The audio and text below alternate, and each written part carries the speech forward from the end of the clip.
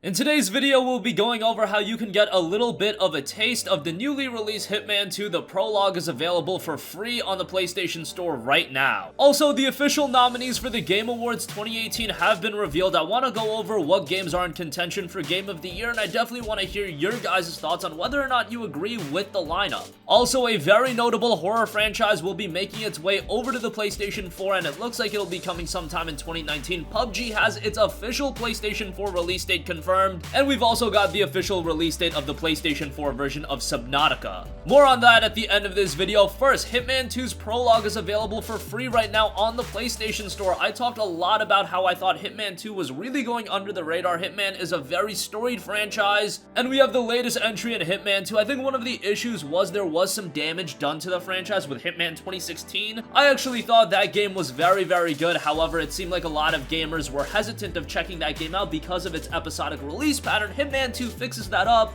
and you get a full game from the get-go. However, if you're not yet sold on it, you should know that the Hitman 2 Prologue is available to download right now on the PlayStation Store. It's absolutely free, and take it as more of a demo. Hitman 2 introduces a lot of new gameplay mechanics, and what you'll see out of Prologue is very similar to what we saw in Hitman 2016. However, those new mechanics are introduced, so definitely a good reason to check out the Prologue, especially because, again, this is a game that's been going really under the radar. I don't know why. Maybe because it was sandwiched in between Red Dead Redemption 2 and Fallout 76. Those games are just so big, and maybe gamers already had their mind picked up of what games they were going to check out, but still, Hitman's such a storied franchise, and at the very least, give the Prologue a look. It's available absolutely free. Moving on from that, we talked a little bit about the Game Awards 2018, and we talked about how there's going to be several new game announcements at the show, but of course, it's dubbed the Game Awards. This is where the greatest games of the year are heralded for their various achievements, and the biggest honor will go to the Game of the Year. Well, what games are in contention for the Game of the Year? Let's go through that, and we'll go through some other categories as well. Up for Game of the Year are Assassin's Creed Odyssey, Celeste, God of War, Marvel Spider-Man, Monster Hunter World, and Red Dead Redemption 2.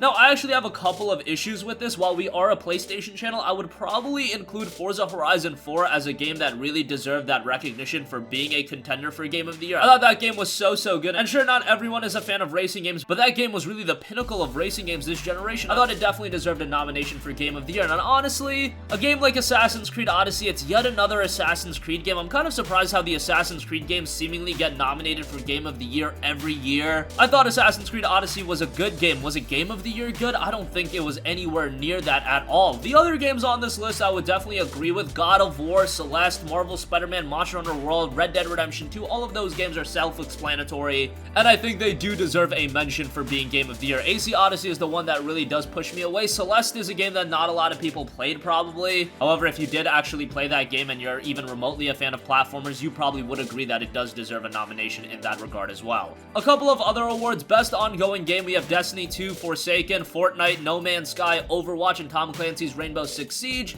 At Best Game Direction, you have A Way Out, Detroit Become Human, God of War, Marvel Spider-Man, and Red Dead Redemption 2. Best Narrative has it with Detroit Become Human, God of War, Life is Strange 2, Episode 1, Marvel Spider-Man, and Red Dead Redemption 2. Best Art Direction, you have AC Odyssey, God of War, Octopath Traveler, Red Dead Redemption 2, and Return of Obra Dinn. And there are a bunch more awards across pretty much every genre. We'll leave a link in the description box down below where you can check it all out for yourself. Let us know if you agree with the nominees for Game of the Year. Most importantly, is there a game you would have liked to see nominated but wasn't? Again, I really don't think Assassin's Creed Odyssey deserves a place as a Game of the Year contender. Thought that game was very good, but probably would replace it with Forza Horizon 4 or even a bunch of other games. There are a lot of other games I would put ahead of Assassin's Creed Odyssey in terms of a nomination for Game of the Year. Moving on from that, Five Nights at Freddy's, one of the most renowned and iconic horror game franchises ever, is finally making its way over to the PlayStation 4. This is coming directly from the game developer Scott Cawthon, and he announced a bunch of different things, including new game projects like Five Nights at Freddy's VR, Five Nights at Freddy AR, Five Nights at Freddy's Into the Madness. That's the next game that he wants to work on himself, but he does note that 0% complete. However, he also did note that console ports are being worked on, and currently they're around 20% complete. Here's the official post. He said, quote, "I'm working closely with the people at Click Team to create new improved HD ports of all of the original games. They will be released on Android, iOS, Switch, Xbox, and PlayStation." That's something to look forward to. Again, Five Nights at Freddy's is a super iconic horror game franchise. Probably not a game for everyone, and at this point it has lost a little bit of its luster, but if it makes its way over to the PlayStation 4, I think it's something that people would definitely check out, especially if it's released during that October Halloween period.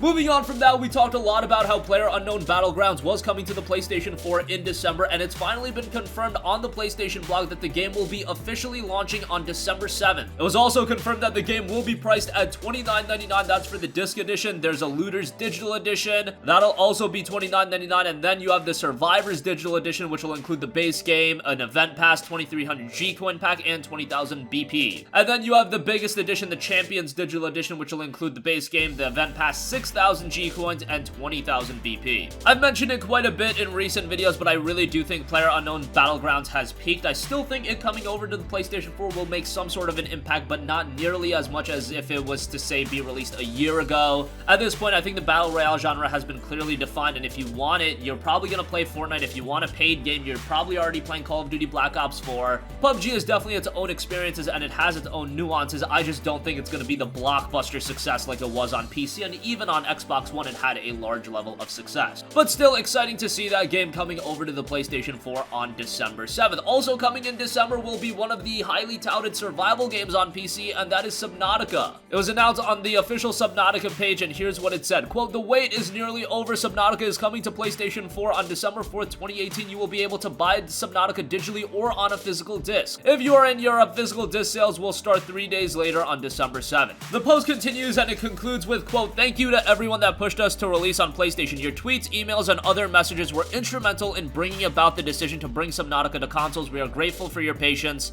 as we have navigated the unfamiliar waters of PlayStation development." So again, Subnautica will be dropping on December 4th, available digitally and on disc, so that is pretty awesome. Subnautica, again, was one of the highly touted survival games on PC. Yes, we've seen a slew of survival games make their way over to the PlayStation 4, but Subnautica really represents a game with its own niche with the underwater themes. I know No Man's Sky has kind of introduced that, but Subnautica is definitely its own experience, so excited to see that come over to the PlayStation 4 on December 4th. And that's going to conclude this video. Again, you can play Hitman 2's Prologue for free right now on the PlayStation Store. Download that and check it out because it really isn't getting the love it deserves. The Game Awards nominees for Game of the Year have been announced. Again, we have Assassin's Creed Odyssey, Celeste, God of War, Marvel Spider-Man, Monster Hunter World, and Red Dead Redemption 2. Five Nights at Freddy's will be coming to the PlayStation 4 sometime in the future, hopefully 2019. PUBG will be coming to the PlayStation 4, and it'll be dropping on December 7th, as will Subnautica. That'll be on December 4th. That's going to conclude this video. Sound off with all of your thoughts in the comments section down below. Thank you for watching, and goodbye.